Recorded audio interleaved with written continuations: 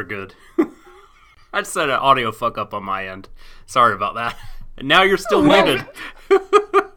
Oh dear. Well, anyway. Yeah. Hey, we got some cool music. On brand. It was supposed to fade out the audio, but by clicking off the player onto the OBS, the player just decided, you know what, instead of continuing to play, I'm just going to stop it dead. Doc, well, you know what? I'll hire you as my DJ for my next birthday party.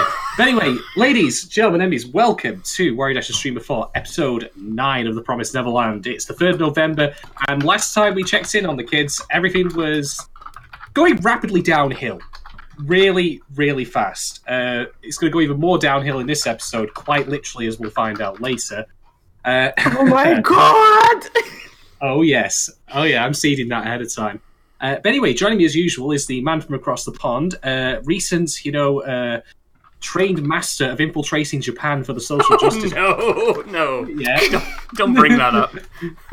It's funny. Of course we got to bring it up. Of course it is the Soul Doctor. I'm here to talk about why the Promised Neverland is neoliberal. Welcome to my TED Talk. I personally, even before I get introduced, I personally have infiltrated the Promised Neverland. It was me. Man, You're Phil.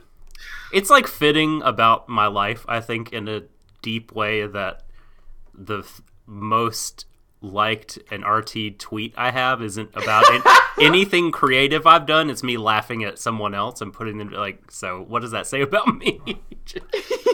It's fun to laugh at people. It who is don't great know to what laugh they're at talking people. about. There's something that I don't like about this, but I'll change. Hopefully, Stream of Thought will continue to grow, and we can change that together one day.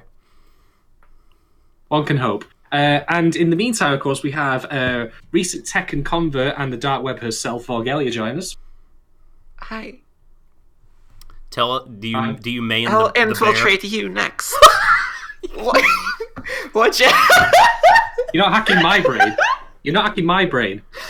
There's not much in here, so there isn't much tack anyway, but I'm just saying, you're not hacking it. Brain security, level 5. Do you main the bear in Tekken? Is there a bear? There is a bear, right? There's like 2 bears. There's one bear and there's a panda.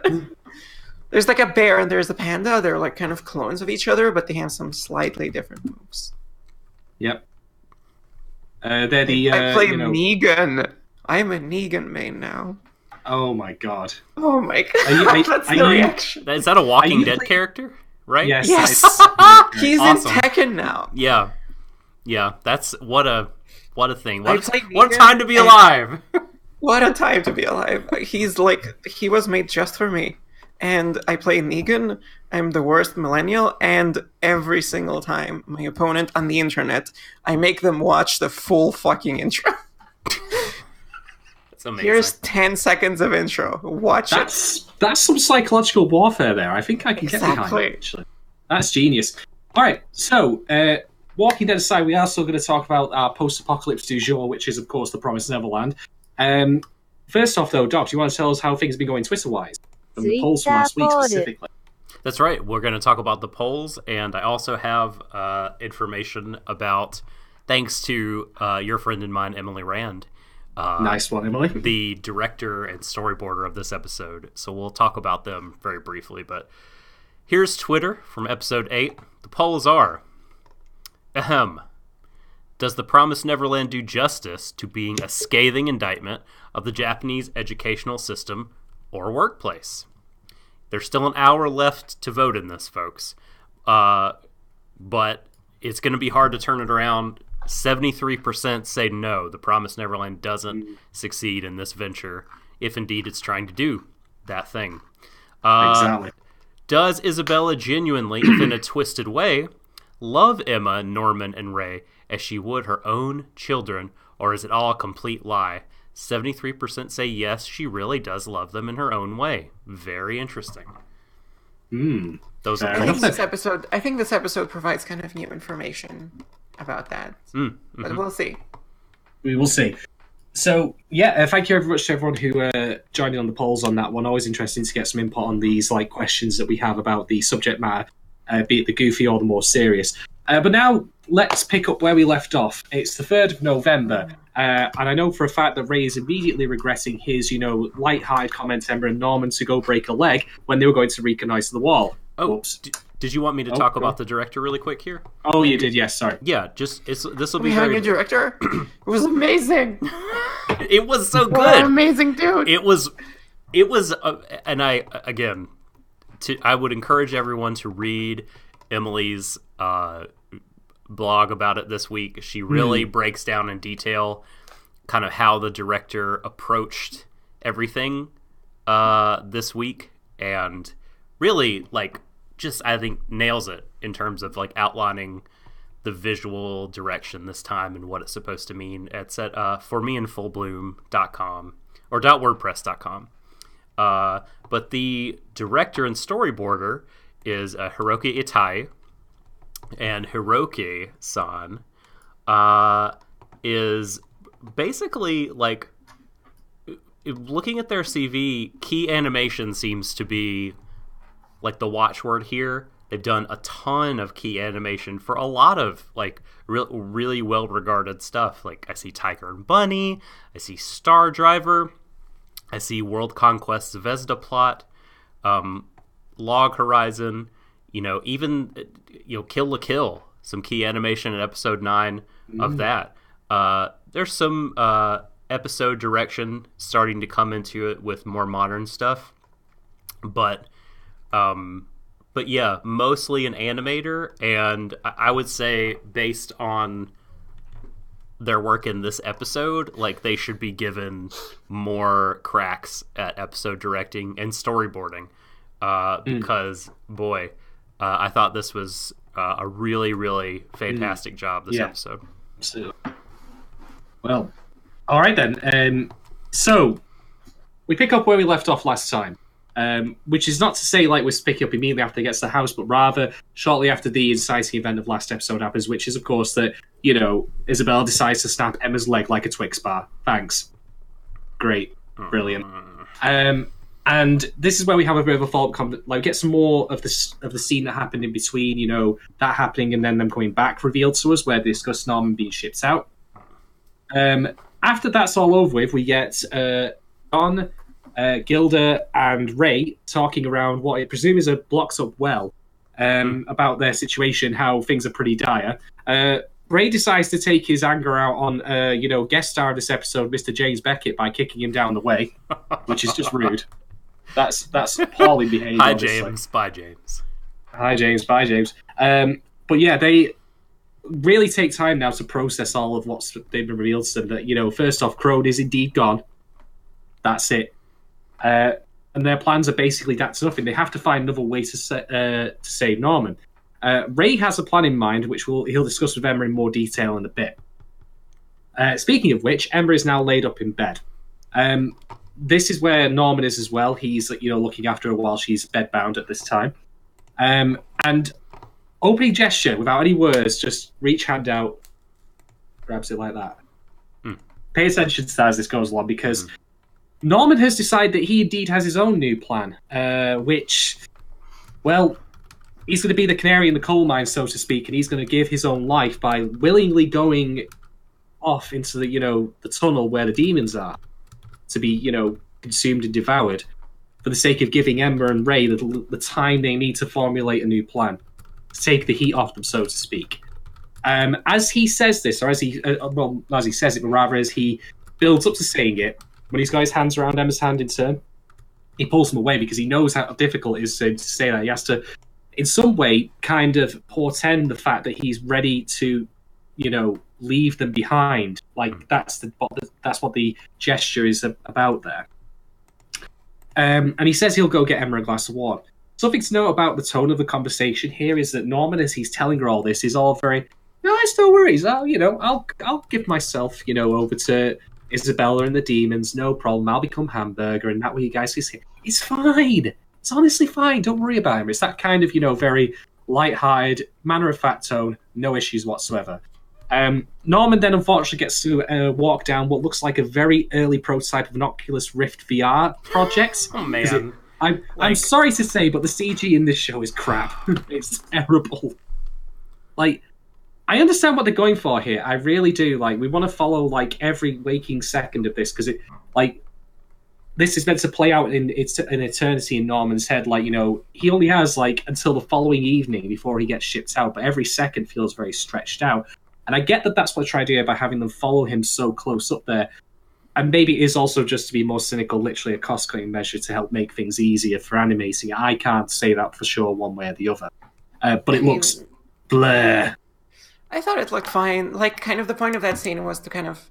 In general, this part of the episode is like more slow, more kind of introspective. You see Norman kind of take his time with everything. Yeah, everything is stretched out. I'm okay with that. I'm just talking about the quality of this. I mean, I'm totally fine. I think that's great. But I'm talking about the quality of the CG. It really sticks out when you've got Norm in the middle, and then you've got like this really plasticky-looking environment on the other side of him. In my brain, it doesn't look. I'm sorry. Go ahead. You finish. No, go ahead. Carry on. Oh, I was like, it would be disingenuous for me to say that it didn't take me out of it a little bit. Like, I'm not gonna. It's not a big enough thing for me where I'm gonna like detract my not detract but like where I'm gonna knock down like how I view the episode, where I'm gonna detract points or whatever, but I had to like force myself like, don't pay attention to it, focus on the story. Don't pay attention to it, focus on the story, because it was it just didn't have it quite right. I mean, it wasn't like I don't want to say it was good, but I also don't want to say it was absolute crap. Like, I mean, I've seen far worse, but it was just not. It just wasn't great. Giant squid. Yeah, this is true. It wasn't that. We've seen the giant squid. It's not the giant squid. We can be thankful. But maybe my brain kind of filled in the blanks because I didn't even notice like how bad it is. I'm like, oh my god! Like I'm super kind of like invested. Yes, I know what he's like going through. I really kind of empathize with what he's been. Which I want to talk. We could talk about that now or later. But yeah, the like emotional content of the scene was huge. But I think you're right to bring up how kind of like the lower quality of the visual. I mean, it really did. Like, I didn't want it to, but it took me out of it. Yeah. I think at this point I'm basically resigned to the fact that if you're not Studio Orange of Land of Lustrous fame, or, the Macross Delta, Macross Frontier, ship design, and animation stuff, I'm very sorry to say, but Japanese CG in general is just kind of rubbish. But that's neither here nor there, because as has been rightly pointed out, what's more important is actually the emotional context of the scene. So I brought before that when Emma and Norman are having that conversation in which he says, no, it's okay, cool, I'll fall on the sword for you guys, it's great. He seems, pretty matter of fact, he seems very accepting of this fate. But is he? No. Because when he gets to the point where he can pour Emma water from the sinks nearby, he can barely bring himself to turn it. He's shaking, he's trembling. And then he actually falls to his knees, exhausted and worn out, and, maybe even very cognizant of the fate that awaits him. Even, like, he was putting on a brave face for her. I reckon that if you asked him legitimately, like if you had the opportunity to do so, do you really want to go through with this? His answer would be absolutely no, because he doesn't want to die, which is fair. Mm-hmm. So he goes back to Emma's room where she's being looked after, and as he goes to the door, takes a deep breath, puts on his brave face again. He's going to get back to being regular happy Norman. I'm totally cool with all this. Ray's waiting for him, and thus begins a really interesting conversation between them. But it's also something that's really interesting for me because it's all subtextual, and it shows how far these characters have changed in their positions, specifically one of them, since the earlier part of the show's run, in what I remind you is a very short space of time, because if I recall correctly, the show only began in October, in the show's time at the very least.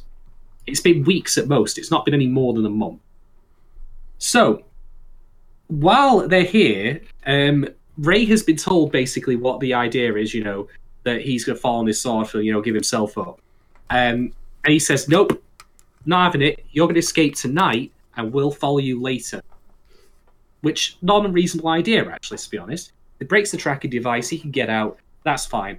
There will be consequences for that, there'll be increased security to deal with, but Ray is absolutely confident that he can do it.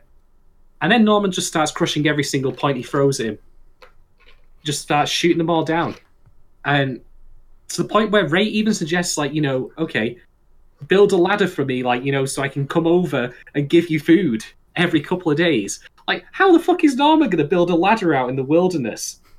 He's an 11-year-old kid and he's smart, but he isn't Tom Hanks in Castaway, for fuck's sake. He can't. It ain't happening. And here's the thing, right?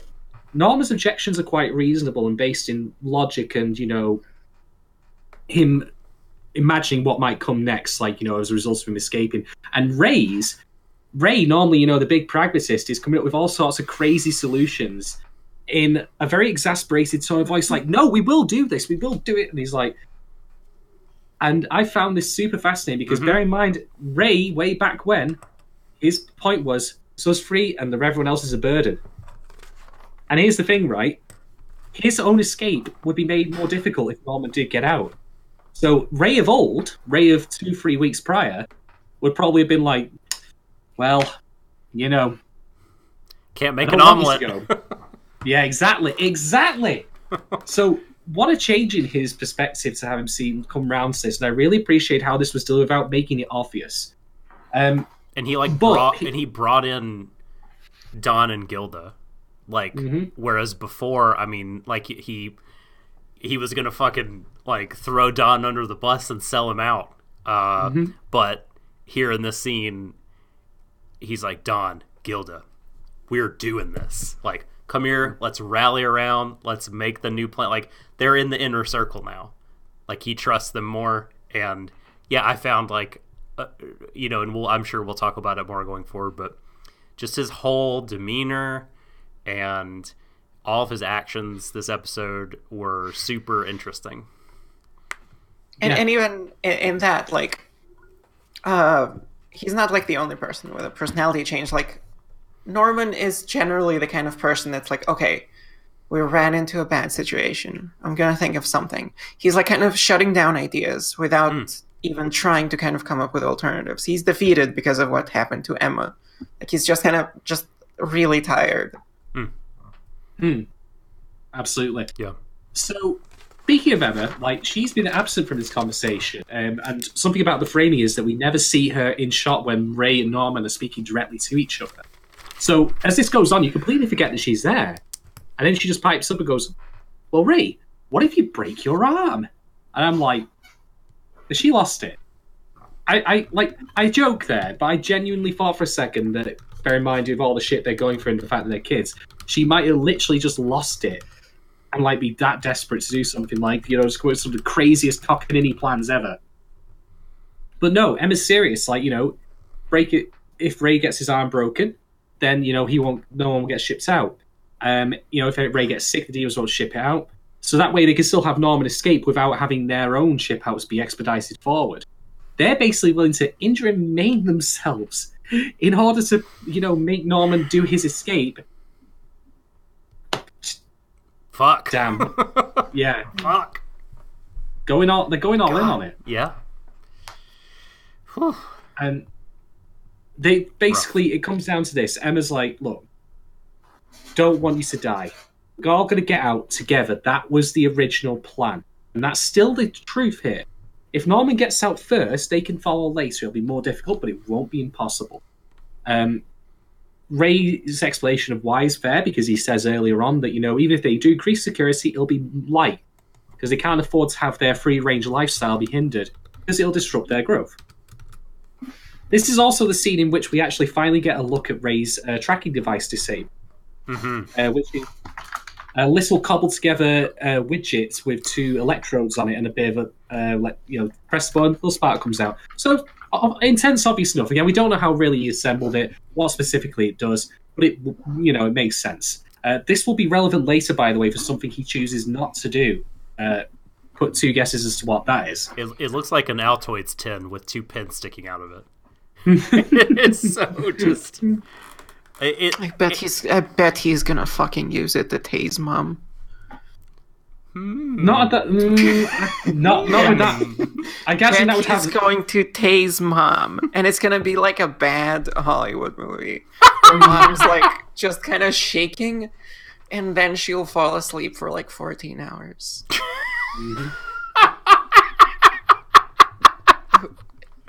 Oh my god. That's the worst. Like, that's terrible. That doesn't happen. I'm just gonna want to quash this right now. Yeah. That doesn't happen. Yeah, I mean that thing's tiny. Try and Please taste continue watching. That's not what happens. Mom gets tased. Like never fear. The current's so light, she just like goes. Bleh. What? That's it. Please. Yes. I'm a grown adult. Like, you're gonna need something a bit more strong now. Wait, not got any mace? Come on now, kids. Do your research, Ray. Slap. Anyway, speaking of research and knowledge, Ray is asked at this point, how did you ever learn, why the, house is not what it is on the surface? They're essentially being turned into lunch meat. Turns out Ray has what is called, or rather, he doesn't suffer from what is called feast amnesia, which is you don't remember what, your memories as a kid in the womb or immediately thereafter. Fair, I don't remember anything from my childhood or merely from yesterday, so, well, there it is.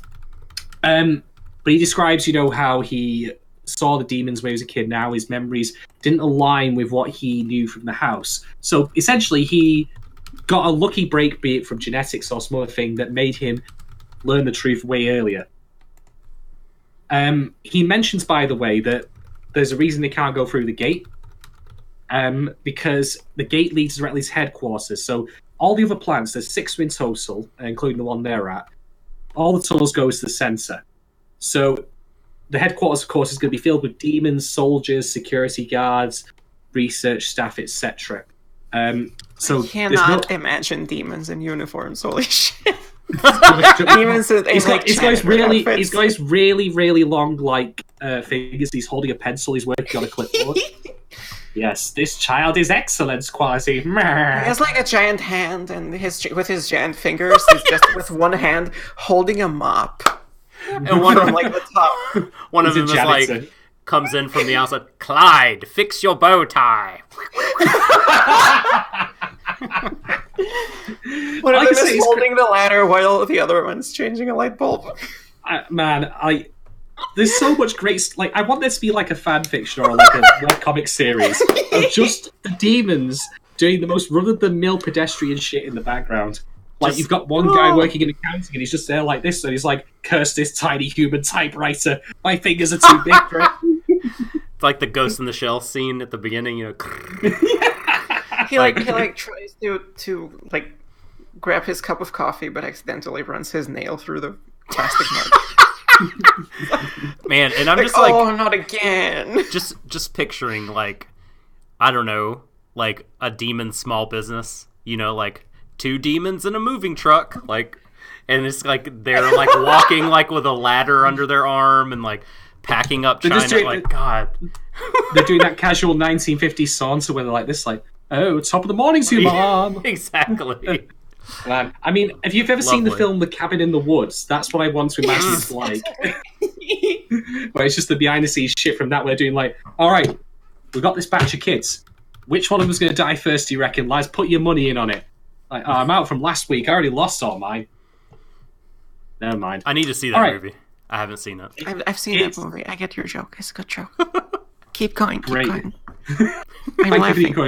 Thank you for the encouragement, Vorgelia. So, just to refresh my memory, after that's all wrapped up, they basically come to the agreement, yep, they have to get Norman over the wall. They're going to go ahead and do it. This is also the point now where Isabella reveals that Norman is going to be shipped out the following evening because he's going to a foster family. A very hungry foster family, as it turns out, but she's not going to tell the kids that. I like this, by the way, this whole scene here is a reminder that our 5 main characters or heroes, they're in on the knowledge. They know that, the world is fucked up and everyone's going to be shipped off to be eaten as, Big Macs or turkey dinosaurs or whatever. But the rest of the kids, business as usual for them. Their life carries on. They genuinely will miss Norman. They think he's going forever. One of them even, starts crying. It's very reminiscent, and it's meant to be this way. She knows. It's meant to be reminiscent. Connie's leaving in the first episode because it's the exact same context, and it's got the grim portend ahead of us. So this is it. This is 0 hour. It's do or die, literally. Yeah. By the way, It's weird because we've never seen this child before, and we've never seen her like interact with Norman. And so out of nowhere, there's this child just crying her eyes out. I'm like, oh my god, she also knows about the demons. She also remembers her childhood. Yeah, not so much. I don't like. I'm okay with that because it was clear from a lot of the other episodes that Norman was loved by all the kids. Like, you know, after he had the nightmare, we woke up, he had those two randomers jump on his bed. But yeah, by the way, kudos to the Crunchyroll subtitling team. Whoever decides to change one of the kids from saying congratulations to congrats. Congrats. No, that's true. Yeah. Like a small child would say it. Congrats. Great. Also, congrats. We are now the only two left. I have to murder you now. I only have to murder one other person to take over. There can be only one! There can be only one! I'm the guardian. Oh, don't talk about it. Right, okay. Moving on. This is the end of time! It really is, isn't it? It really is. There's not enough alcohol in my alcohol for this. Anyway, so, carrying on. There's not enough alcohol in your ketchup. No, but there could be if I fermented it. Anyway, so, after that, there's like a brief montage of things continuing as normal. The kids are like, you know, being looked after by mom. Like, Phil is getting his hair shampooed. And I'm just like, I'm so certain he's still an Eldritch Horror, but we don't know any proof of that yet. So never mind. Gilda's like making more rope because the previous set, of course, was taken away by mom after they were found. Ray's studying a book. Emma's wolfing down food faster than Homer Simpson and all-you-can-eat buffet, so that's quite impressive. But she wants to get better, she wants to heal up as quickly as possible, so understandable. And then it's the day after. The plan gets underway. Norman is running for the wall. The others are just watching and waiting to see what happens. He's got Gilda's rope with him. Now, I know next to nothing about scaling walls or any sort of climbing. This is my favorite preface ever. This could go anywhere. I don't know jack diddly shit about how this works, but Norman ties a rope to a tree and then somehow uses it to run up the wall. And maybe this is legitimately possible, like, you know, for people who are athletic enough. So the wall is in front of him, and the rope is behind him, right? So he's pulling on the rope, right? Which means he's pulling himself away from the wall as he's running to the wall. It does not work. This is not how anything works. I'm just gonna go with the assumption that Norman was bitten by a radioactive spider, and that's how he did it. Okay. Yeah. But if he was, then it would have helped him with the obstacle that presents itself before him now. Although we don't find what this is until the end of the episode.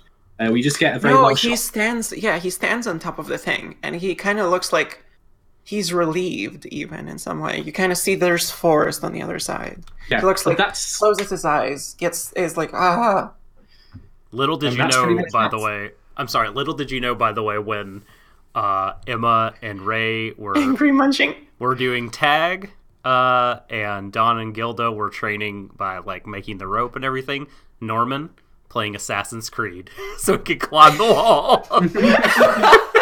Oh, man. What if it turns out the Promised Neverland is not, like, current time, but it's just someone living the genetic memories? It's God like Norman's descendant. Fuck! How did they get out last time? He's playing Assassin's Creed. It's like, this historic document is of value. What is that called in the game? It's not the Matrix. It's the Animus. Yeah. God. Yeah. But then again, Norman's a much more likable protagonist than Desmond Miles, who is basically the most plain, boring, non-existent whiff of air ever to be written to a video game. Anyway, Ezio. Ezio, yes, Ezio is all right. Okay, so moving away from Ubisoft games that have way outstayed their welcome. The day progresses as normal, gets to sunset. So time's running out. Emma, Ray, and the others are watching and waiting to see what happens next. And sure enough, as it's time for all the kids to come back in for what I presume is their curfew, Isabella's like, "Where's Norman? I don't see him." Norman? Oh my gosh. I think we lost Norman, guys. Guys. Well. Fine, he's fine. just like before on the stream when the subtle doctor left. Yep. Did the subtle doctor escape? Here I am. I'm back. He's back. Well, they found out there was a... Back. well, I can't tell you just yet, actually, but I'll save that joke for in a minute. Okay. So, Isabella takes out the pocket watch, the tracking device, and she looks at it. And, everyone's watching and waiting for the big oh shit moment where she goes, I can't see him. Or rather, not him specifically. I can't see anyone outside the group immediately in front of me. And she just goes, nice. Well, not nice, of course, but anyway. Nice. And she just turns around and says, oh, hey, welcome back, Norman. And everyone's looking at him. And they're all absolutely mortified. Norman looks like he's been awake for 6 days straight. He does. He looks like Cillian Murphy from the Batman movies at that point. Just looks like Scarecrow. Just Fucking the emotions. The emotions and everyone else also. When it's like, oh, where's Norman? You see like Emma and Ray being like,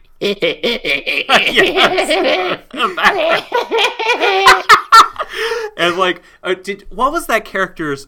So, God, I don't know if anyone is gonna remember this, but from Looney Tunes, like, there was like this guy who just looked very tired all the time, and he had a dog called Leopold, and Leopold was always accidentally waking him up, or like one of the other characters would, and like he looked just like that. Like his face, the guy would be like, Leopold, if you wake me up, Leopold, I'll do terrible, horrible things to you. And he would like break this baseball bat over his knee over and over again. Norman looked just like that dude. It was amazing. Oh boy. So obviously, everyone's mortified that Norman has indeed returned. My thought process as this was happening was, has he done this because he's decided to sack off the original plan and go with his own rule of I will give myself up freely to make life easier for you guys? That turns out not to be the case, but I did think that for a legitimate moment there. I was like, oh my god. So, we get into the infirmary again, where Emma has returned. Ray's there with them. Gilda and Don are not present.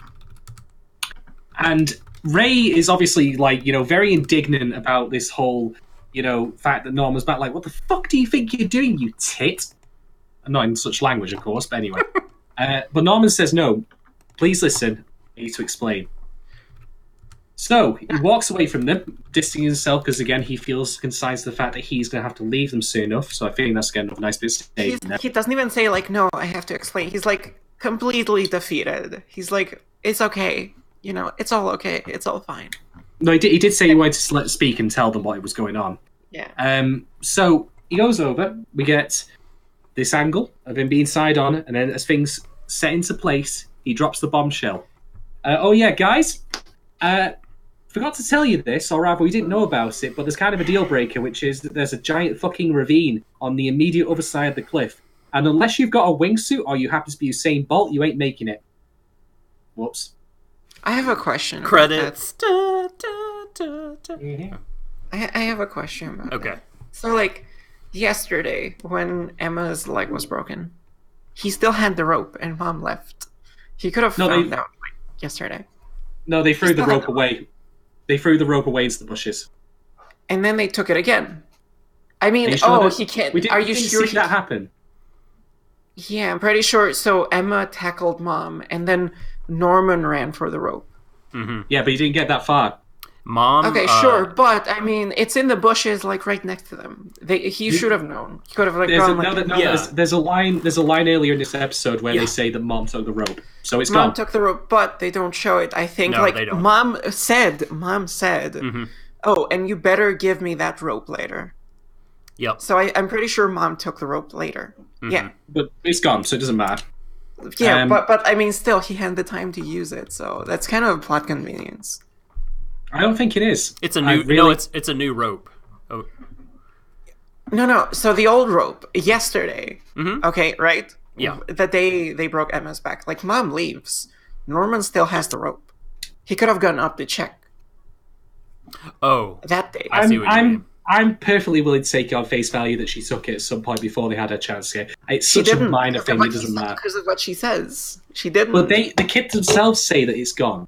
So why would we disbelieve what Ray has to say? They say that the next day. Happens it's not next day. It happens immediately after they get back because it's before we see this. It's around the well where they discuss that. and that's immediately after they return. Okay. Weird. So it doesn't matter. It doesn't matter. All Whatever. right. Okay. One thing I want to note very quickly about this ending scene that's not explicitly stated, but of course, Norman was tracked by the tracking device. So the question then is, why didn't he use it? And I really appreciate, this is again this nice small thing about just to show how smart that Norman is. He didn't actually pop the tracking device in his ear he wasn't going to do it until he got over the wall. If he'd have done it there and then before he got up there, he wouldn't have had anywhere to escape to, and he wouldn't have been able to return because then Isabella would have been like, right, you stand there, pocket watch out. Yeah, thank God. You're not on my tracking device thing. Curious. Very curious. But yeah, that's the end of the episode. They've got a pretty insurmountable obstacle in front of them, to be quite honest. Unless they, man, I don't even know. I'm trying to think in my head, how would they get around this? And the answer to that is... You'll see. But there is one small detail I forgot to mention, is that in the montage we have, following the scene in which Norman is announced to be leaving, Norman himself actually finds Sister Crow's package and the pen. What the package is, we don't know. He just finds it. Yeah, that's right. That is, we all thought it was put in Ray's drawer, but it turns out it was in Norman's. And yeah, we don't know how it's gonna affect things going forward yet. Could be a bar of soap. Maybe Could be something completely non-useful. Maybe it's a jetpack. It's one of those So, Acme jetpacks. So did Crone put something there in between going to the gate, in between getting the letter and going to the gate? Mm-hmm. Yeah, we saw it in the previous episode. Mm-hmm. Okay, cool. Yeah, it was with the pin. It was that box. Yeah, we saw the fancy pin as well too, as That for tip off. Conveniently deploys into a glider. Yep. It's an entirely infinite and renewable at the same time energy source. That pin. So what I'm wondering is, the plan was he was going to destroy the tracking device, and he was not going to be found, and he was kind of going to stick around. Mm-hmm. Yeah, right. I think he was. So It was going to be that? inside the wall rather than over. the wall. Yeah, I thought so too. So why didn't he do that? That was the plan. The plan was destroy the tracking device and stick around. I think he wanted to go tell. He had to go tell them, because He could have, because Ray has to bring him food. Right, but I think he wants to That's tell why them. Ray mentioned that he was going to have a ladder so he could throw food over. So the plan was for him to go over the wall. Because if he had disappeared, I think that's different. Those are they mentioned the ladder as in a different thing. Like he said, "Hey, we'll bring it's you literally food." it's the sentence after. Right, literally but said that. I don't think that they say they'll take him food over the wall because they tell him you're going to pretend like you've escaped, but you'll stay here. Okay. And if the ladder thing is actually, they say what if Norman's what if I escape, and they make the wall higher and they say, oh, we'll just build the ladder to get over it when we escape. Yeah, exactly. I am of the opinion, based on what we see here, that the intent was for him to get over there, because if he went and he stayed on the wall side and never got over, and the tracking device was disabled, then they would find him eventually just by having people come and look for him. They'd bring people in to go search for him. But they wouldn't. That was their whole thing, is they wouldn't do anything to disrupt the whole thing life was of that the kids. monsters You know what wouldn't show up. I guess the thing is, since it's outside the kind of fence area, children wouldn't be supposed to be there. Mm-hmm. So they come meet with So people. they could send people outside of the area where children are supposed to be. You're assuming there are people to send, which I'm not sure is the case. They might send an assistant, Mom. They had one. I think again we're getting to. We are getting hung up on this. It doesn't matter. None of this shit matters. All right. So talking points then. Do any of you guys have something to throw out there first? Let me hit the sounder. It doesn't officially start until I play this. Talking points. There. Now we can officially do our talking points. I've got quite a few, but I'm willing to let other people go first if they want. Nah, go for it. Okay. So I've written down a lot of my talking points as questions, but I think kind of a central theme of all these questions I have is that for me, I'm finding that the real kind of gold in this show, the real stuff that I'm kind of latching onto as I watch this story animated, as I experience it a second time, is like less about the puzzle box aspect of it, because I've already seen this part of it play out, and more about like me grasping the kids' mindset through all this, really putting myself in their shoes and trying to experience all this stuff through their eyes and through their perspective. And I'm really, really enjoying that, like having that as my kind of primary framing. So my first question to you guys about this. So there's a part near the beginning of the episode where Don is talking about Sister Crone. And he's like, yesterday she was here and everything was fine. She was doing her usual stuff. Today, she's no longer anywhere in this world. And it made me wonder, like, what is these kids' concept of death actually like? Like, what do you think that, how do they experience thinking about death? You know what I mean? Because this is such a controlled environment. Yeah. You've just given me a thought, actually. So, okay, we have the kids' life cycles mapped out at this point. They're born, they grow till about they're 11 or a little younger, depending on how they score, and then they're shipped out.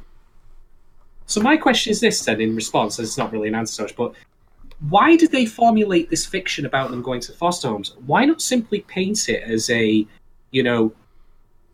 like the end of your lifetime, your ascension from your mortal body, or something like that? Make it kind of a religious or spiritual thing where they're consumed for the demons, like as a worthy sacrifice. Because if you could control the kids, like, worldviews in such a way, like, as you rightly said, like their concepts of death, why not cultivate that from the start? Why keep this illusion? Why not tell them a half-truth or even a falsified truth, like or a white lie about it, and lead into it, maybe? So I was going to say, in this case, they have tons of books. If you have a book about, like, Morse code and shit, you probably have a book where someone kind of dies in it, right? Yeah.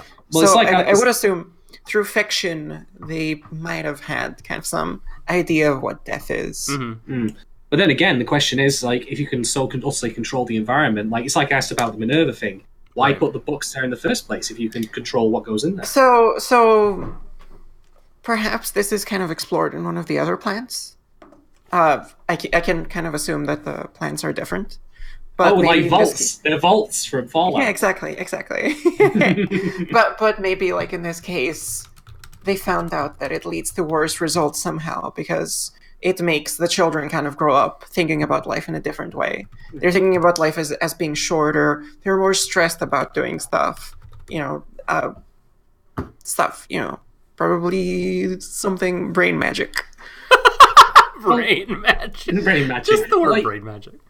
It's fair to say, like, if you have, if you want them to grow up, like, to have big brains and all that, then obviously having them be intellectually, stimulated would still be worthwhile. But without getting too in the weeds, like, I just, like, for the concepts of death, I think they must have an idea of it. I mean, like, they've said, like, Connie's dead. So they must know, like, what it must mean to be in a state of life versus not unlife, so to speak. But actually means she wasn't turned into a lich or anything like that, but anyway. That's what I was thinking. God, imagine if she came back, like, just with the flowers, she's just stood there like, "Hey, Dawn, nice to see you again. Where's my bunny?" And then Dawn's like, "Oh my god, that sounds like a fucking nightmare Dawn would actually have." Yeah, like the nightmares the kids have already had that we've seen thus far. I think it's probably a fairly standard concept of death in that case, then, because maybe that's part of controlling it, because one of the ways in which, we choose not to do risky things is through fear. And I'm not talking about, like, spooky, scary skeletons in the closet shit. I'm talking, like, I don't want to climb up that tree because I'm afraid I might fall and break my leg. Yeah. It's that kind of thing. So maybe giving them a sense of, like, what death is and how death might occur through injury could be a way of doing it. Like, if you climb up the wall and you fall over, you'll kill yourself, which at the height they probably would, actually. So yeah, it's fucking 4-year-old children when they get there. There have probably been a lot of injuries and stuff. So yeah, Well, I would say they have a decent idea. Mm-hmm. And I think probably one of the reasons, I was thinking, Shadon, on what you said, that the demons don't kind of fabricate more history or any of that stuff. I'm going to go out of universe here and say I think maybe the author reason for it. I don't know if I said this when we had our last talk about it, but I feel that if there's more, this particular reason, I feel that it would create more layers between us and the kids. You know what I mean? In identifying with them, if the way they experience these things like death and separation and all that were through this prism of a weird false religion. I think if they're just don't have all that, it's easier for us to relate to them and kind of figure out kind of get inside their heads and think about what they're going through and empathize. It's less of a diegetic reason, more making it more comprehensible for us to relate to them. Yeah, I can still understand that, certainly. Yeah, I'm not criticizing it, by the way, because I think that there's it's a lot an interesting going on question. Yeah, because I think there's a lot going on. I'm still not entirely convinced that this whole, we wanted to get the free children or children who would escape eventually as the ultimate goal of whatever they're doing or something like that. Mm-hmm. After all, why leave the books by Minerva in there and the things for Morse code and all that? Something to mention about Morse code. Never mind Minerva being there. If you wanted to communicate secretly with someone else, you could have Morse code, be a language you would use. So you leave notes behind. You don't even have to write it, speak. You could just write it out. Anyway, but yeah, I think it's probably a standard thing just in order to keep them in line. And also, we don't need to discount I think you mentioned this before, that maybe they're hoping for some kind of long shot, person to figure it out and go beyond this. Maybe that's all part of the test. You know what I mean? In some shitty Matrix sort of way. Who knows? Yeah. Oh, by the way, something I just want to mention. So you recall that we found out that it was Isabella who tried to escape last time. Quick, small question here. Do you reckon that the reason she stopped was because she similarly saw that abyss? I was thinking about that too. Maybe. Because I would find it a bit strange, in the running time of this civilization, this system, if Isabella was literally the first one to escape, and then they did the abyss after the fact. Because bear in mind, they want to keep the kids' lives as undisrupted as possible. So can you just imagine all the excavation equipment they'd have to put to build those abysses?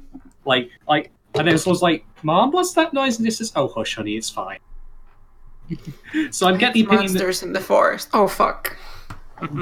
That's actually half true, funnily enough, just not in the forest. So you're quite right there.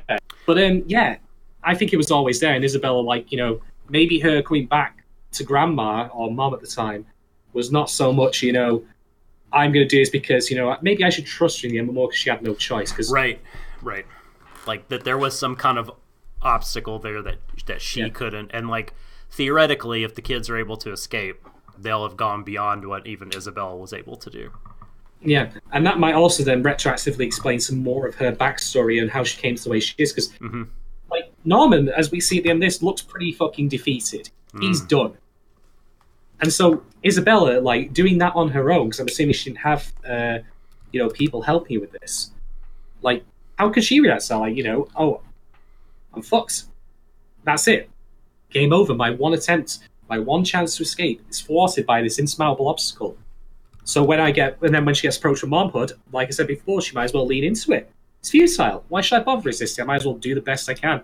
And that might have then, led her to being the twisted person she is today.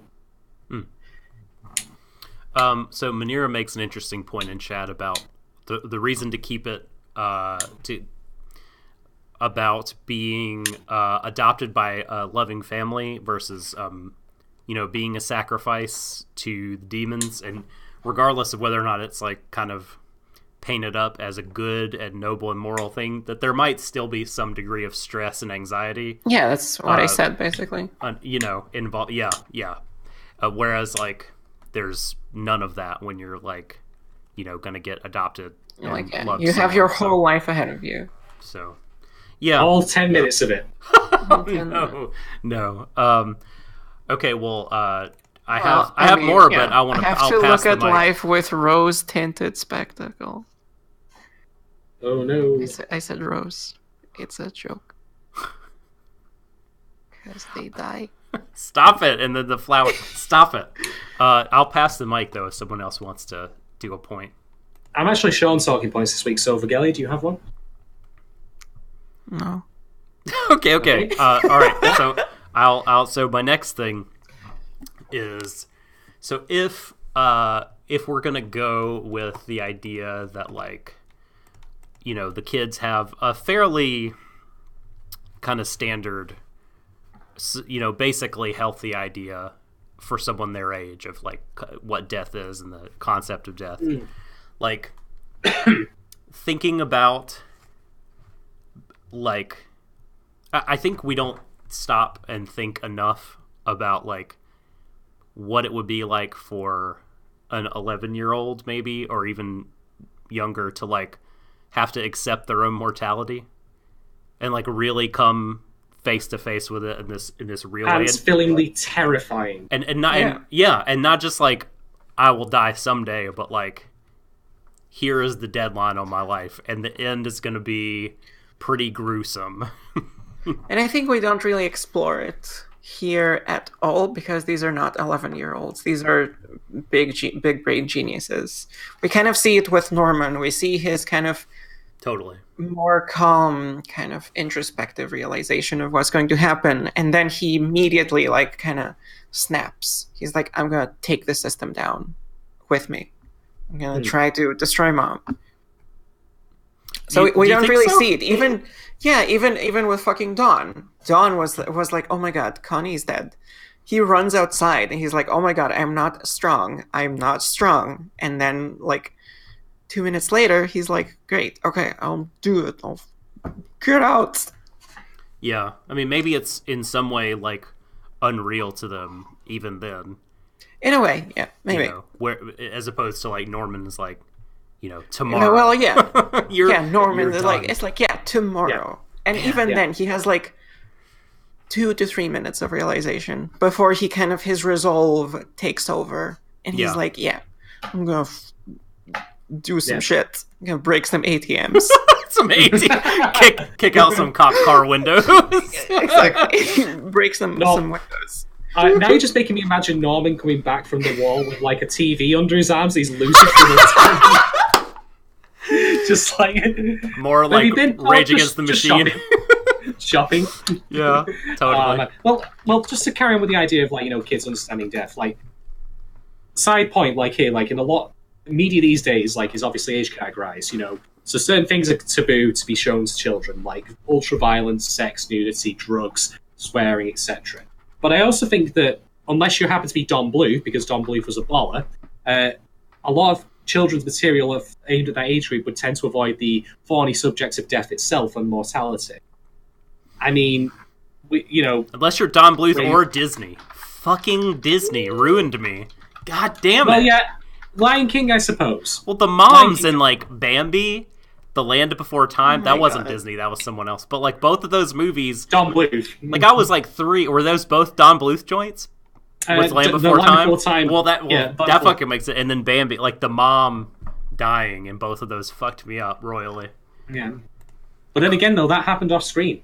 You could take it, she just got lost. Anyway, like, they were full on in on that. And I think for me, like, I've said before that if you want to view The Promised Neverland as a young adult or, like, piece of fiction in the vein of, like, Maze Runner and all that other stuff I talked about previously, the idea that I put forward was that that kind of fiction is predicated on taking the internalized, you know, growing to understand the wider world as you grow past that point from being a child to being a teenager, and then beyond that, and making it into external things. That's why you often see these kind of works in closed spaces, like the Maze Runner, the titular maze thereof, the Hunger Games. You've got the game, and then they get outside the game, and then so the game, and you got the hunger, and oh fuck. Yeah, the game of hunger. You've got all of it. But I think that maybe that might be part of it then, that now that they've become aware of their mortality, that's part of their, why, like, in the young adult structure, of them learning of the wider world, that, you know, they've lived in this enclosed space where they've been safe and comfortable, and now not only is death a concept that they are aware of, like instantly, but on top of that, they're aware that that is their fated end prematurely and not through their own choice. Yeah, and then there's the whole, like, you know, particularly brutal aspect of it. You know, you'll be cannibalized by a monster. Yeah. Like, well, not cannibalized, but you'll be your head will be ripped open, your brain will be sucked out by a fucking monster. Like, that's. Are you telling me that he/him is the brain bug from Starship Troopers? That's what I'm telling you. You know, it was, he/him is afraid. You know, would you like to know more? Like Thomas Hobbes, that famous cranky, shitty philosopher from your neck of the woods, Shadon. You know, he said like that man's number one fear isn't fear of death, but fear of violent death. So like this whole particular aspect of it, I think, adds a lot to the kid's anxiety. And I want to set the CG part aside of the Norman walking down the hall scene and just like take a moment to clap for it, because I thought it was incredible. Like that, just they had this long scene of him walking down the hall in silence, and you're just sort of thinking like, what is he thinking? You know, you're not seeing his face. Like what's happening? What's going through his mind? And he can't turn on the water. Like he's struggling to turn on the water, turns it on, and it's so funny. Like that's not funny, but like, so he has his kind of moment of vulnerability. And you and I have often talked, Shadon, about like shower scenes being this kind of place where people in cinema can be vulnerable and express and like kind of open up. I thought it was interesting that water was in this scene, and it just made me think, like, what is it about, like, running water, the sound of water, the presence of water? Like, maybe it's just evocative to something in our subconscious about, like, being in the womb, and we feel able to be vulnerable and open or something like that. That's maybe me overthinking it, but it's just interesting how in that moment is when he really has his, like, his really human moment.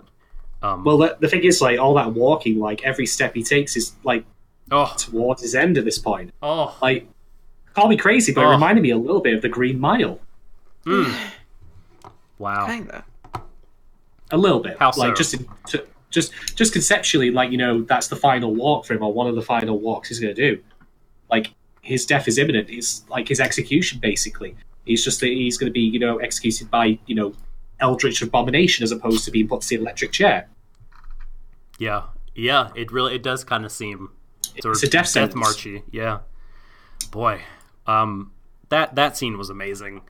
And the music during that scene, there's two, like the music during this scene, and then the insert song when Norman is running up the wall. We're like, oh, we're so good. They were so good. Man, you know, right? I was listening to this and I thought, where have I heard this before? Or rather, what have I heard of before that sounds like this and reminds me of it? And it hit me. It reminds me of Nier Automata's soundtrack. Yes, because so holy shit, right. it sounded to me like the Vague Hope track, like that kind of like melancholia mixed with a mild bit of hope and redemption with it, like, but also with that, like, you know, oncoming moments of tragedy tinged in the music. I mean, I'm no music critic myself, but that's the thing that struck me, and it had that same kind of feel. The OST for this entire series thus far has been magnificent, in my opinion. Yep. Although they have also done something really nice, which is that they again have made excellent use of choosing not to have music at certain scenes just for maximum effects. Yeah. When you feel like your ears are going to pop because of how silent it is. Like when Norman is coming back and we haven't seen him yet, and Isabella's checking the pocket watch. I don't recall that there was any music at that point. All we really heard was the reactions, like, of the characters. Mm-hmm. But I felt that was infinitely better than the alternative, which would be to have, like, you know, say a violin going, you know, like very slow, like violin, like to help. So I think that it's much better to go with silence sometimes and to have, you know, some sort of music, and even if it's really good music. I agree. So, next question. Unless there are more thoughts on that scene. I'm good. Okay. So when the three of the kids are in the room where Emma's laid up, and they're talking, and Norman is revealing to them, like, look, I'm not going to fight this. I'm just gonna go off into that sweet night. And Ray starts listing off, like, alternative plans, like, we could do this, we could do that. And Norman's like, nah, and Ray's like, no, we could do this. Here's the thing. Like, Ray starts, like, sweating. Visibly sweating. And, like, I wanted to ask you guys, like, what's going on with Ray? Like, what does he fear here? Like, why is he so anxious about this? Well. He's taken the other two as kind of a granted thing. Like, they are the thing that will help him escape, right? They've been in his life the entire time. He doesn't want to give that up. Okay. I think for me... You cynic. Like, well, that's a fair question, actually. Like, Ray, for the most of this series, has been, like, very coldly pragmatic. Like, leave the rest of him here. Us three, and then us five will go. And now, as I mentioned before, he's had a complete U-turn to where, although Norman's death would, on paper, benefit him and Emma's escape later. Right. He doesn't want it to happen. Why has that change happened? Is it because he's saving face? Is it because he has genuinely changed? Who can say? But I have a thought on this. So, up until the end of or rather the midpoint of last episode, Ray felt like he was in complete control of Isabella, or rather, he had her understood. And that he could get what he needed from her without being at risk himself. He was constantly, in a kind of chess battle with her, but he had it figured. He was comfortable. He felt in control. And to his credit, he was, because he does have the completed tracking device breaker, which he wouldn't have had without her assistance. But I think that at this point, Ray is now completely off the map, so to speak. He's off the trail that he set for himself. And so I think him sweating and being very shouty and yelly when otherwise he might not be, is I think him now, basically making shit up as he goes along. There's all plans that he had to put. And I'm not saying that he's doing a bad job of that, but like his idea of getting Norman out now and then falling later, I think is the wisest course of action they had available to them. But I think that just goes to show, like, for someone who felt so in control, like, and had the mechanics of it all works out, and maybe even trusted Isabella a little bit. Not fully, of course, because she was never truly his ally. But I think at this point, like, maybe that's, sweating and nervous nature and the yelling and shouting and all that from him is at this point him just like, I don't know what to do. If I have to, fly by the seat of my pants here and, make shit up as I go along, I will. And that shows in his character now. That's so interesting. Like, and I think both of you are correct. And I also think there's another dimension to it. Yeah, it's the Fiddler on the Roof thing. You were right. You were right too. You were also right.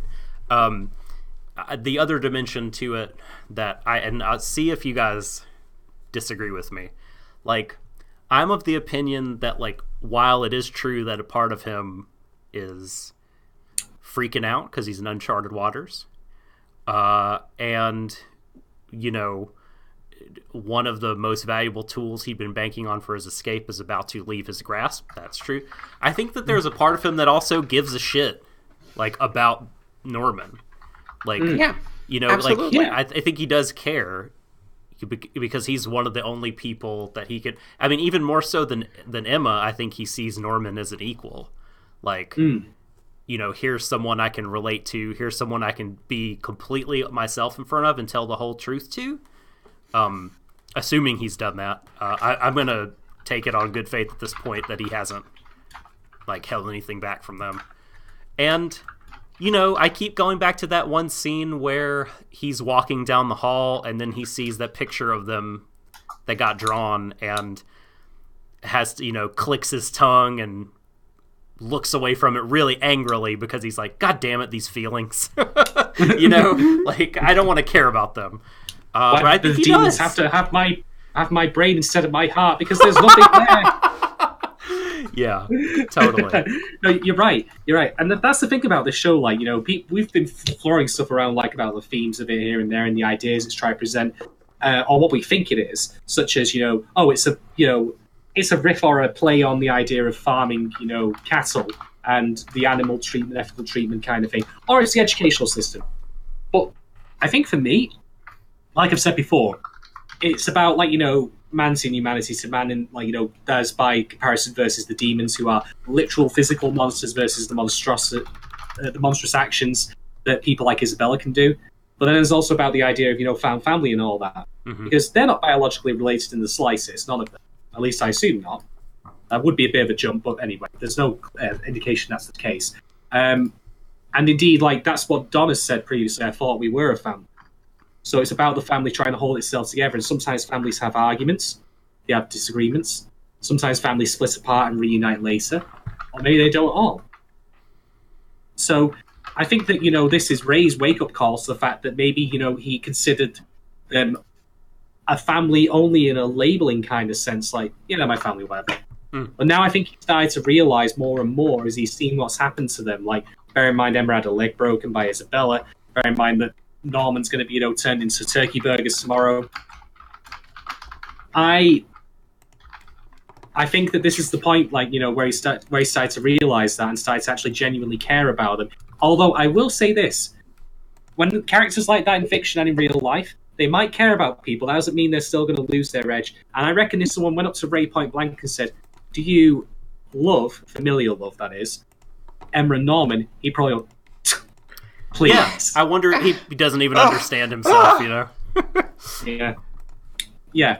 He would never admit it, I would say. Or if he is going to admit it, it's going to be a lot further down the road. But yeah, I think that's the key elements of this tale. What it's about, first and foremost. So, let me just finish writing a poll, and then I will get to the next. You know what? The show must go on. So, this is also interesting. I really like Ray now. I like Ray as oh no, all my plans are fucked. Way more than allow me to calculate some more. You know what I mean? I'm so surprised he just constantly swish his hair back. Yeah, exactly. I think he's way more interesting now, reacting to all this stuff. Okay. Final question I have, unless there's more Ray talk. Not for now. Here's... Boy. How to ask this question. Why do you think Norman came back? What's happening there? Because he had no choice. Do you think it's uncomplicated? I think it's as simple as this. Norman got up there. I'm of the opinion that he was meant to get on the other side of the wall and stay there until they joined him. He obviously couldn't because of the giant fucking 500 feet crevasse of death that's in front of him. I mean, don't know about you, but the DC of that is probably something pretty high. He ain't rolling a natural 20 on that and getting across. So, okay. No, I think it's the horror game. It's Call of Cthulhu. He needs to roll above 97. Oh, you just made me realise something. It's a DO100. You've just made me realise something. What if they put an Indiana Jones here? I'm talking specifically about the last Crusade. Where he's take a step of faith, and it turns out it's just a painted on thing on the floor. Oh fuck. Okay, I think Norman's actions here are literally just those of being pragmatic. I can't get over the abyss.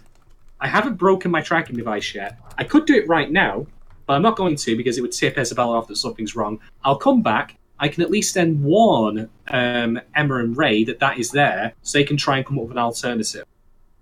It might mean my own death, because there's obviously not time for us to really, come up with a new plan in, what? Well, let me check my watch. 20 minutes, give or take. Clocks are ticking here. It is nearly nightfall. So, I think it's just literally as is. I don't think that it was anything other than a pragmatic response to the situations in front of him. A pretty shitty hand he's been dealt. I think he was making the best of it for the benefit of his friends more than anything else. Because the alternative was, go back inside, maybe disable the tracking device and wander the outskirts, hoping that none of the other kids have followed and find him. if you know Don, Gilda, Emma, or well, not Emma specifically because she's broken the leg, but Don, Gilda, or Ray wanted to go getting food. Well, Isabella's like, right, track your device out. You've not broken yours. Where the fuck are you going? Oh, hi, Norman. Oh, hello there. Oh, hey. Didn't realise you'd be hiding in the woods, you know, for the past 2 days. How have you been doing? You made friends with squirrels yet? And there's like a squirrel corpse half eaten next to Don't get me started on shit I've seen in like Grisaya with the fucking. Oh my You god. haven't. You still haven't read that. God damn it! I could be making so many references. You're Yes. surprised that I haven't read that, or that Doc hasn't The read it? Doc specifically. 'Cause okay. He was halfway through reading it, and believe me, like the Angelic Howl subplot, Oh, which man. I Jesus, was halfway through ignoring it, because I don't... At the time, I was like, I don't know if I can handle this. Because Mishiru's plot alone was like, fucked me up real bad. And you were like, these other ones might be worse. And it's like, shit. they are. There's don't know. no two ways about it. I was like Angelica- getting diagnosed with depression and stuff last year. I was just like, I don't know if I want this. I understand. Angelic Howl was like a one-line punchline to the horrific shit that happens in it, and I was screaming at it, but I can't tell you it. God. Anyway, What are they talking about? This visual, The new visual Star Wars novel, movie? this visual novel called it's a really great visual novel. It's The Fruit it's of just Grisaya. incredibly brutal. Mhm. Like shit be fucked up in that. Man, I'm not gonna make those jokes. Not gonna make them. Stuffing them down. Vorgelia, why do you think Norman came back? Do you agree that it's Oh no, pretty absolutely. straightforward? What Felix is saying. Yeah, I want to see my friends before I die. You know, I want to tell them. Could be Like, a good point, there's no actually, yeah. reason for him to do anything else. That's fair. Yeah. So, I think that's really interesting. I think that's right. My initial read on it was just so. Our friend James Beckett at Kick the Beckett posted a tweet that got a fair bit of traction over the weekend, I think, about how emotionally exhausted the kids were and that you could see it on their absolutely. faces. Yeah. And that was, he used the screenshot from the beginning of the episode, where they were already super tired. Yeah. Like super just exhausted Yeah. from everything. And then, And then you see the fucking cliff. You're like, that's it. Okay, we had a good run. God, like Norman had, think about his kind of roller coaster of emotions, right? Like, they're going to escape. They're doing well. The plan is going well. Oh, Isabella found us, and she fucked up our plan. And I'm going to be shipped out. Down. Don't worry, guys. I'm just going to accept death. Like, I've had my good cry about it. I've freaked out. No, wait a minute. They're talking me into it. They're talking me into living. Let's, the whole, like, Okay. let's live. And he's crying. He's like, We can okay, I'll do it, And then he gets to the goddamn wall and sees the cliff, and he's down to get, like, I just think, like, all the reasons you said are right, but I think this is also something right here, this total defeat is Definitely. part, Yes.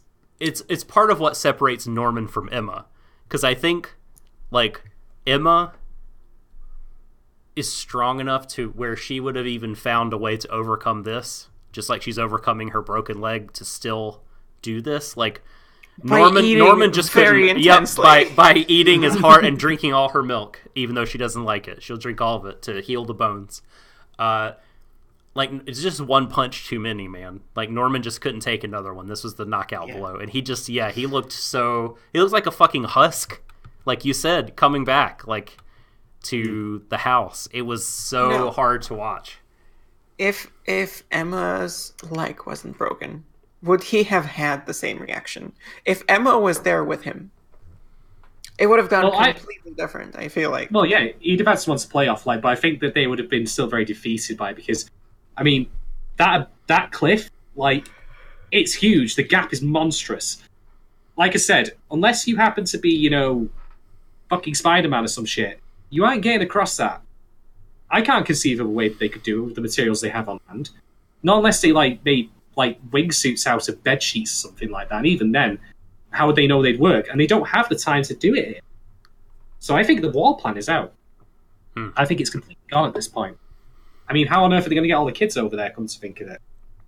Yeah. Yeah, it's a good question. So, what are they I have going a to thought on do? that. They're going to poison Mom. I have a thought on that. We're going to go to back to the fake plan and poison Mom. I have an idea. I have a thought. I'm saying nothing. So, okay. Let's talk about walls for a second. There's going to be a mild bit of diversion into political stuff. Because trust me, I'm going to keep this brief because I only want to bring this up because it gives me an idea of what they're going to do. What part of the wall is the Titan hidden in? Is what I want to know. Well. Okay. So, okay. Drug smuggling. Let's talk about drug smuggling very briefly. How does the vast majority of drugs get into somewhere on a landmass between two countries? And the answer to that question, believe it or not, is through legal ports of entry. It's not, through the illegal sections, like where you cross, without anyone watching. It goes through legal. You smuggle yourself through, or you smuggle drugs through. I am a flower merchant. Yes. I sell flour. So, okay, with that in mind, next point. Now, obviously, the kids do go to the gate when they get shipped out and then are taken somewhere. But in order for them to be taken across the wider world from the plants, the system isn't just enclosed with them stopping at headquarters. There has to be another way for them to proceed from beyond headquarters into the wider world for them to ship the kids out in. That seems like a reasonable guess. So, here's my thinking. Like I've made this analogy before. Sometimes when you stare into the sun or stare into the light, go right into it. Ray dismissed the idea of going into the headquarters. What if that's exactly what they need to do to break out? It's going to be balls deep hard for them to do it. It's going to be like some Shadow Moses shit, right? Exactly. Yeah. But that, to me, is the only option that they have at this point. Because, I can't think to myself, how they were going to get across the wall. If the thing circles the entire, area, that's the only way they're going. But bear in mind as well something else. They still have Crone's package. What is inside that? Crone's package seems like it would work a lot more with kind of the gate. Maybe it's like a remote control. Maybe it's ID card. Something. ID card, exactly. Huh. Yep, ID card of some description. So that's my feeling on what they're going to do next. But I have a tangent. Doc's poker face is so horrible. So I'm sorry. It's called because I'm just laughing at the phrase "Crone's package" for some reason. I don't know why. I don't know why. That's you're diverting from the actual reason. That's distracting me. It's distracting me anyway. Right. Okay. Anyway, so Ray like 2 years ago asked for a pack of cigarettes, and now he's going to just find the hidden lasers in the gate room. Oh god, Ray, Emma's been shot. You need to go back to the armory for a PSG 1. Oh shit. Well, the thing is, right, jokes aside, this also is an interesting way of expanding on the world building, because then by going through the headquarters and whatever's involved there, we get to see a little bit behind the curtain. Maybe it's the most natural way for them to learn more info about the demons, because that would be where they get more info from. They can see some of the adults, etc., that kind of thing. But I have a secondary question I want to throw out from this, which is, would you be disappointed if it turned out the main reason that they escape is because of Crone's present being left behind? Are you okay there, Doc? I'm not. I'm very much not. I figured not. Why do you type things? Vorgelia. For the audio-only crowd, Vorgelia has typed in the chat, "Can brains bloom on the battlefield?" Isabella's disguised as a friendly scientist wearing glasses. Hi, Emma. Did you like my sunglasses? I can make these jokes all day, but that's the question I want to ask. Okay. Would you be disappointed if that turned out to be the main or only reason they get out in the end? Boy, No! I haven't thought about Crone this. is like, take the fucking system down. Crone was miserable. What the hell? No, you misunderstand what I'm getting at here. For me, I feel it might be a little disappointing because I would want the kids to succeed because of their own plans and, like, we've been building them up all this time to be this intelligent and capable of coming up with these ideas and schemes, but then it's all for naught. Going through the gate with Crone's stuff, it's like a tiny step in actually going through the headquarters and, like, making it through and then making it outside in the world. It's like, okay, this show is, like, throwing so many punches, right? Fucking wall, the fucking pit, the fucking whatever. Like, okay, so many kind of divine interventions, even. Like, oh, you climbed the thing, now there's a pit.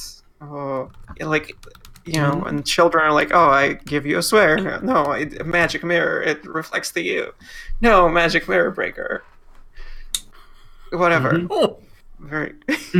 No, that's fair. I'm thinking just more in terms of this little arc here, because the way I can see this panning out is, if my theory holds true, we'll have the farm arc, the headquarters arc, and then wider world, like that. But if the main reason they escape the farm bit is just because of outside help, unless there's a larger point with that, which is that they simply are not going to be able to do it without some sort of outside assistance, and that's a constant reminder for them, and maybe even builds into their later fears and anxieties that it took us that much to get out, and now we're on the next bit. How can we possibly go over this challenge now? Like, we had outside help previously. We can't count on that anymore. We don't have it. How do we get past this? I don't know. I feel it shortchanged a little. I know what you're saying, but I can't comment on this one way or another. So I think it is much. Yeah. What role do we think Phil is going to play in the? Do we think Phil will play a role at all? In all seriousness, in the coming. All right. Jokes aside, and I know this is going to sound crazy, he's going to be the one who stabs Mom when she's trying to stop him. Like, do you think so? That'd be amazing. I think that Phil's got some, like, they've spent a lot of time focusing on him, as Emily is right at the point. Oh my god, yes, every single scene where it's like, oh, here's a bunch of tiny children. Someone's doing the bunch of tiny children. Phil is always the first fucking child. Yes. Phil is the first one every scene. He's everywhere. He's watching. This little blue materia-eyed boy. Yeah. I mean, fucking Norman's eyes in this one were super, like, weird. Because he was dying, he was dead inside. Yeah. Yeah, but they had, like, weird circles and, like, weird shit. Like, especially are they all robots? At the end, for sure. Did Phil make, like, a bunch of child robots so that he has company? Possessed him, yeah. Quite possibly. I mean, Phil is going to have some sort of involvement, although I will find that quite funny if it turns out he does something that... Because he's only, like, 5 years old. 4? I don't know. Phil, no, he's 5,000 years old. Sorry, I forgot. True. Yeah. When the black star itself descended from the heavens and smashed and Phil just walks out and he's like, banana. Moving over the face of the waters. Phil just kind of walks out and goes, meh.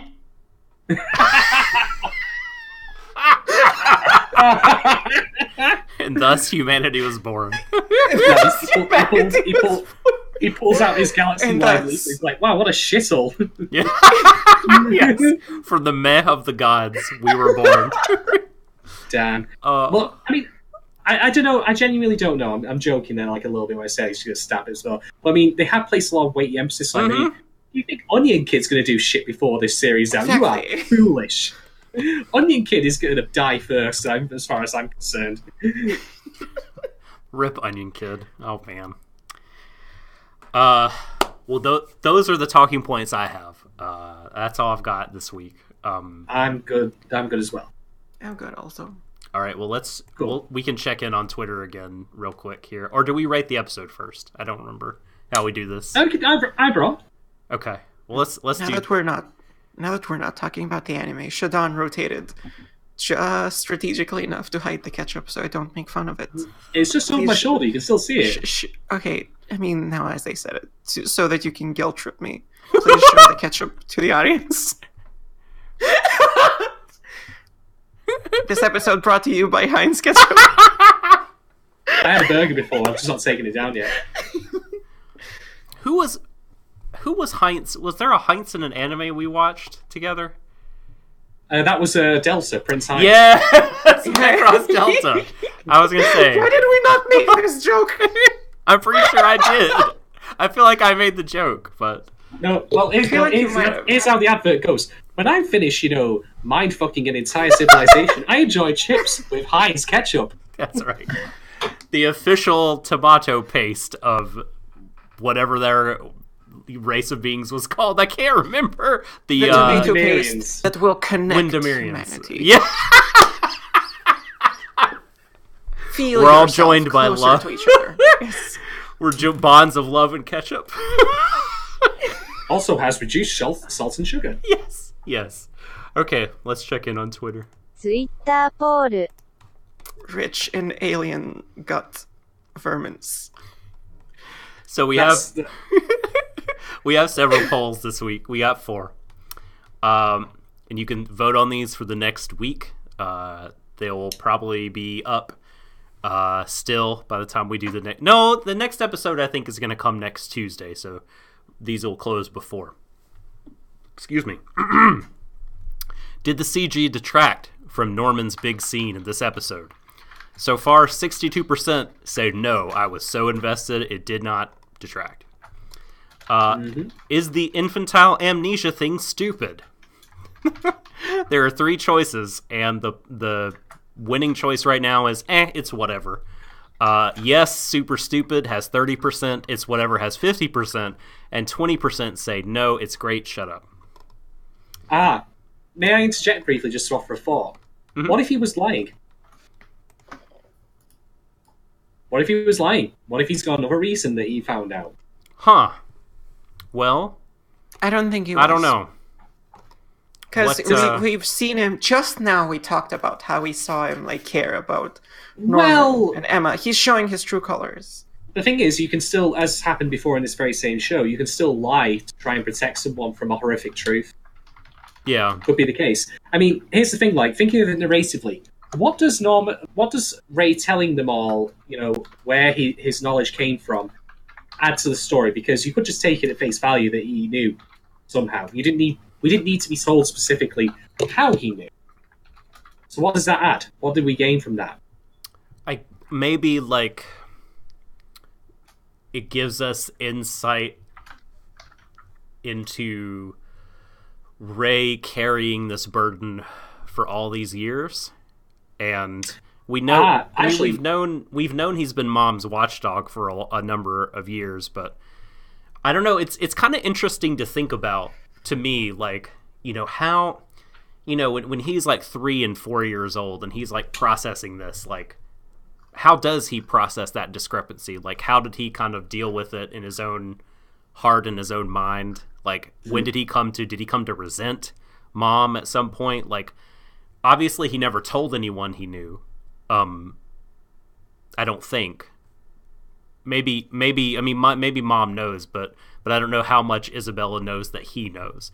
But I think, I think probably the chief point of it was for us to get some sympathy for Ray, just because he's, we've seen all 3 kids. We've seen especially Norman and Emma are exhausted under the weight of the burden, and we see Ray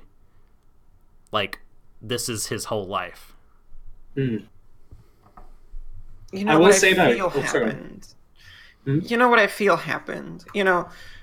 It took Norman kind of some time to have the kind of breakdown. He was alone, and then he kind of started thinking about it, and then he had the kind of breakdown, the realization about stuff. It's very easy for me to believe that Ray was basically,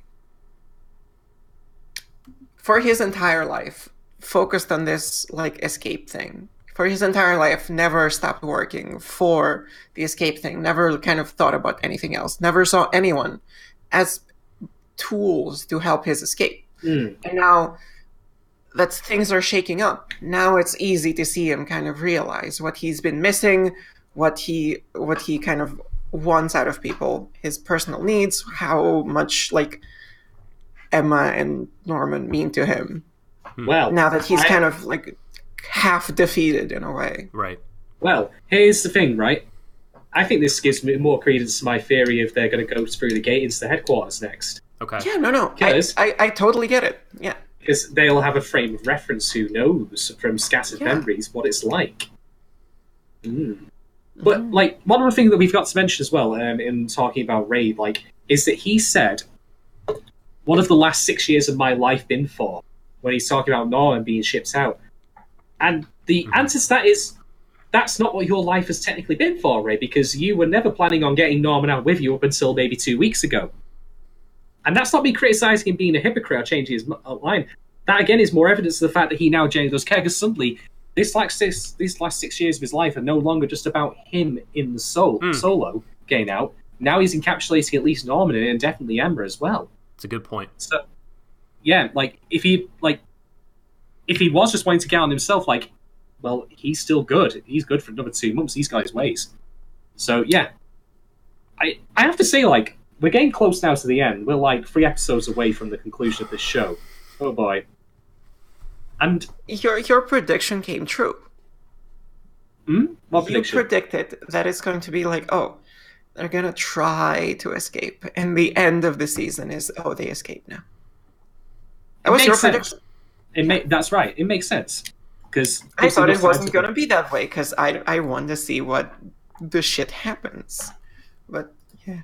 Call him Shad Stradamus, everybody. Oh, what, like the time I started predicting shit from Frank's, I was like, no, I wish I was wrong. Oh, man. Well, there's that one doesn't follow any logic, so you can't be blamed for that. Thanks for that. God, what was I going to say then? I was completely... fuck. Do you want me to just... Here, think about it while I read the next 2 polls. Yeah, carry on. So, were you a fan of the visual direction of Neverland Episode 9? We got 55% say it was fine, which there's 3 choices. There's yes, it was amazing, nah, or it was fine. Most people are saying it was fine. I think maybe most people haven't read Miss Rand's excellent piece on it about the visual paneling. Check that out, and you will see the craft that went into the scene layouts. I think if you said it was fine, your brain is officially not as big as mine. You have to live for the rest of your life. You would have already been shipped out long ago. Your low-grade demon food opinion. Your brain did not bloom in the battlefield. Away with you. Man, I've remembered my point. Okay. So, with 3 episodes from the end now, is it just me, or does it feel like, at least in terms of the character we've spoken about the most in terms of changing, it's been Ray? Does that feel like a reasonable... Mm-hmm. Does that not feel a little like... this is not... I wouldn't call this a criticism so much as an observation of the show, but does that feel a little lopsided to you? Because Emma and Norma essentially are approaching this problem from the same perspective as people who never knew and now do. Mm-hmm. The only difference in which they approach is just their methods, where Emma is a very humanist approach, like, we get everyone out, goddamn the consequences, ours is to do or die, and we will try, etc., etc. Mm-hmm. Whereas Norman is just purely, he's the thinker, but he's not really I wouldn't call him emotionally, distant, but rather he's not focused in as much as Emma is, whereas Ray, of course, is Captain Pragmatism. But Ray has always come at it from the angle of having superior knowledge, and he's the one whose character has actually changed over the course of this show's run. Whereas Emma and Norman have otherwise broadly remained the same. Emma's not, had her empathy for others and her desire to save everyone dulled over time. Like, we didn't have a scene in this episode that I could see happening in another version of this show where she goes, maybe I can't do it. Maybe we do have to leave people behind. Maybe I'm the one who should be left behind. Maybe I'm now the burden. Because, funnily enough, one thing that I didn't mention in the synopsis I should have done is that Mod mentions at some point in this episode, I think probably much earlier on when we have the flashback, before the OP starts, oh, Emma's leg, it'll be healed in a month or 2. Like, she calculated to the fucking day that it would get back better in time for it to either be shipped out or turned into a mom herself. Maybe she has done this before. Maybe. Or maybe it's happened to her. Oh, that's grim. That's a grim thought. Yeah. She knows. She's calculated. So it's a maybe parental tradition. Grandma is like, well, come here. Crack. Just to answer Monera's point here, I do want her empathy to be tested, but when I say that, I'm not saying that I want her to be proven wrong.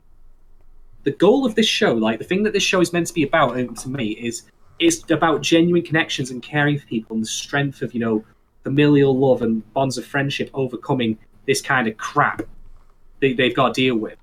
Because the villain, the primary villain, that not he/him, the person I don't give two shits about right now, the villain is Isabella, who is the antithesis of everything that Emma is. Emma is, cares and loves and admires deeply all of her friends, all of the children there. She is the true mom of that place, as I've said before. So I don't mind Emma's, empathy and love and affection being tested and challenged. The answer to that, of course, then should be that she should overcome those challenges. She might be brought low, but might come back up again. That's the whole point. The point of this show is that Emma is right. Yeah, exactly. We don't break the point of this show that Emma is right. Yeah. I'm fine. I think exactly. Emma's... Because Emma is right. Yeah, we don't need the sort of the changing character arc where like she changes for the positive or negative. Like she's already got all this strength, and the show is just going to be about like she's a rock, and all these waves are going to break upon her shores. And will she overcome them all? Like, will one like bring her low and make her feel defeated? I think, she, rather than her empathy for others being coming into question, I think her own resolve to be like a good leader might be like what is tested in the future. Maybe this is total speculation on my part. And I think her sort of her trust and empathy, like the whole thing with like, is Gilda a traitor or is Dawn a traitor? Like, I think that was meant to be like a test of it, because once they found out that Gilda was not going to like be an informant to Crone, and Emma and Gilda like made up and hugged and came together, she told the boy, she was like, I'm done suspecting people. I'm just going to have like faith in people. You know what I mean? So I think that was a bit of a moment. Like we had that a little bit already this season. I think we'll have more of it, but I think that was meant to be Emma's, one of her big kind of emotional challenges. Yeah. Indeed, if you think about it, she's already won in one sense, because Ray is now going towards that. That's kind right. Of line of That's right. Yep. She's converted Ray. Yeah, exactly. So just to go back to Ray though a little bit, like, again, I'm not criticizing the show for this, but part of me does wish that maybe there was a little bit more just a tiny bit more heavy lifting on the other character's side, so it wasn't entirely about Ray being the one who's changed so much. And I'm not saying that, again, that means that Emma has to lose her empathy or anything like that. Mm-hmm. But I can understand, like, maybe her becoming less naive about, the way people are, and that maybe that would make her more attuned to the very real dangers of it. I don't know. I'm spitballing wildly here. But it just feels noticeable to me that, like, the character that goes through the most change and the most development is Ray. When he's not really the main character, I would argue. Even though, in theory, bearing in mind this is a Shonen Jump property, I could totally see a realigned version of this where he is the main. All three of them are the main character. They are. Oh, yeah. And have aspects. It's like they split like a Shonen Jump protagonist into three characters, and every one of them has kind of characteristics and their own personality that one protagonist would otherwise have, and then they develop them way past that. Yeah. So I'm not necessarily of the opinion that a character has to quote unquote develop like to be good. Like, I think you can have a kind of consistent characterization and put that characterization like to the test and show it off without having to have the character change.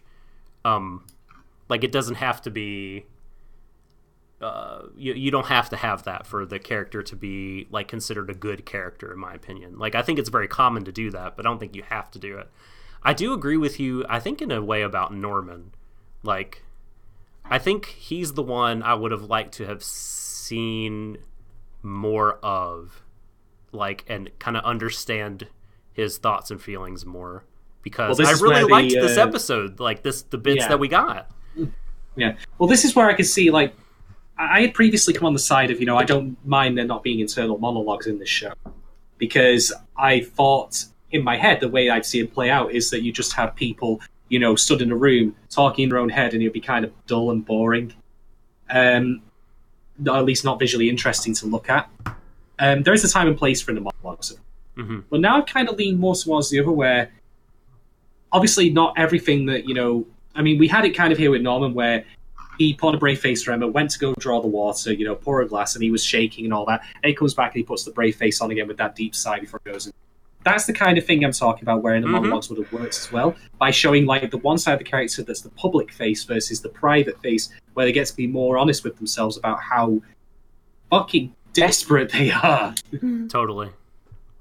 Yeah. Anyway, that's my piece said on that. I like that. I want to say that, I don't think we're talking about, hey, Ray's the character that's developed the most. I don't think I would even call it development, really. I feel like in the same way that we kind of saw how a lot of kind of Norman and Emma kind of react in different situations, we're kind of seeing that with Ray. Like, Ray has always been like this. He just hasn't acknowledged it. He hasn't been in a situation where it came up. He hasn't, like, even realized. So I don't think he has developed as a character. I think it's more that it was now his turn to kind of... It was the turn for him to kind of show his kind of personality and show how he thinks a bit deeper. Because we've done that with the other characters quite a lot. Mm-hmm. Fair enough. I have nothing else to add to that, but I'm very curious to see what 11-hour plan they've got now. Like, Thursday can't come soon enough because they're going to poison Mom. They're going to have to come up with something super fucking fast. Like, this is going to be like this is going to be a JoJo's level of improvisation here. Get out of this shithole situation they're in. But I'm really curious to see what it is, and oh boy. I am so excited for you guys to see what happens. Like, man, oh my God. There's like things we aren't even considering at play. I'm so excited. Oh man, you're gonna have me awake at night thinking this. All right, fuck my life. Okay, anyway, carry on. There's more Twitter. Let's see. I did the whole infantile amnesia. The visual direction. Were you a fan of the visual direction of this episode? Like I was. Like I think we all are. Like everyone with a big brain. Oh wait, no, yeah, we did do this, and I'm sorry. Yeah, the plurality of the votes say it's fine. The last poll is: does Ray care about Norman and Emma at this point? Genuinely care about them? And it's early days, but so far 100% say yes. 100% yes. 100%. Never happened best before. Stay that way until next month. Until next week. Full hundy, yes. The 100. That's all the polls. So, cool. Shall we rate Shadon the episode, I guess? I'll start first. So I don't really have much to add beyond what I've already said. Like, again, visual touch is always on point with the show. You could teach a film class with this shit, as far as I'm concerned. Exhibit A, look at this angle. What does this angle tell you about the character and their emotional state, etc., etc., etc.? Yeah. We're getting more and more info doled out. Tension really is ramping up now. Like, I mean, I'm not saying it wasn't there previously, but like we are really at the peak, like the boiling point here. It's really happening. Yeah. And everything's gonna fucking blow up. I really like the stuff with Ray where, without actually even, outright stating it, like I love how the show keeps its little character moments subtle but still perceivable to the audience, like to get the point across that he has changed his perspective. So with all that said, I am going to give this episode, this might seem a little low in previous ones, but I'm just going with it just because I think that I'm just more waiting things to happen now, I feel. But I'm going to give this in the end 4.25 James Beckett guest cameos out of 5. You had me afraid you were going to go under 4. Nah, oh, Christ, I'm not that, I'm not that liquored up right now, Jesus. I will go, based on everything we've all said, I'm going to go 7 fiscal cliffs out of 5. I mean, yeah, based on everything we said, I feel like this was an amazing episode, as always. Mm-hmm. And hopefully it's going to get followed by the biggest sneaking mission ever. So, I'll give it 5 solid snakes clapping butt cheeks. So that's 2 pairs and a half then. Man. Oh man, I don't imagine what that'd be like. Man, it's still in my head canon. I just want there to be fan art, like of grown-up Emma facing Isabella in a field of white flowers. I've been waiting for you ever since the day you were born. Like, I can't get out of my head. It's my dream, a world without children. Wow. Man. I don't know, man. Anyway, thank you everyone as always for joining us for today's stream of thought. It's been lovely having you all here. We'll be back next week to discuss what I presume to be, the like I've said this before, like this show is like the shit perpetually hitting the fan. But like this is it. It's like 2 minutes to midnight episode coming up next time. I can't wait to talk about it and just also to digest it and how things are going to go off the rails in so many fucking ways I can't even imagine. Was definitely the biggest cliffhanger. Like, pun, whatever, fucking... Well, it was the biggest cliffhanger. Well, that's the thing. I think... Fuck it, I'm not even going that way, but this was the biggest cliffhanger yet. Sophie dropped that pun at the start, and it's true. It's so true. I missed that. I don't care. Chat. That's good, Sophie. I'm not making the joke, I'm just saying it. Stating it as a fact. Oops. But we'll be back then. In the meantime, our handles are on screen for you to come find us if you wish to come chat with us about various things. If you want to, tell Doc that he is totally wrong about believing that, there aren't people infiltrating Japan to, perpetuate SJW shit. Stop it. I can't help it. I can't help it. It's too funny. It's too funny that people think that's a legitimate thing as opposed to... Look, David Hayter himself, again, now that he's topical, Japanese icon Solid Snake said trans rights. That's right. He did. He said that. Colonel, Japan is being infiltrated. Yep, we're in. We've hacked the system. We've hacked the entirety of Japan. I told someone, and they said, we didn't hack. We just took over. Japan is mine. Someone said, "I am Japan now." That's right. Okay, you have become. Yeah, that's right. You're the IG-88 in the Death Star. At this point, Swish got the reference in. So I told someone... I'm wearing a Star Wars t-shirt. So. There's another one, beautiful. I mean, yeah, all that's missing is like the Isabella kind of finding him is like, join me, and then Norman goes, never, and jumps off the cliff. Well, isn't that what happened to Isabella herself? Oh shit, but... Because she holds out her hand, doesn't she? She didn't jump off the cliff, and then someone edited a hilarious scream, because they misunderstood the scene. Oh, God. Anyway, but until next time, everyone, thank you all very much for joining as always. I've been Shadon, this has been Doc, and that's been Vorgelia. We will see you next week. And until then, as always, everyone, brace for always to the ends of the universe. Good night. Goodbye and good night. A smooch. Actually, you're in the chat, we'll never see you. You're just text. This is the sad reality of your existence. Sugoi!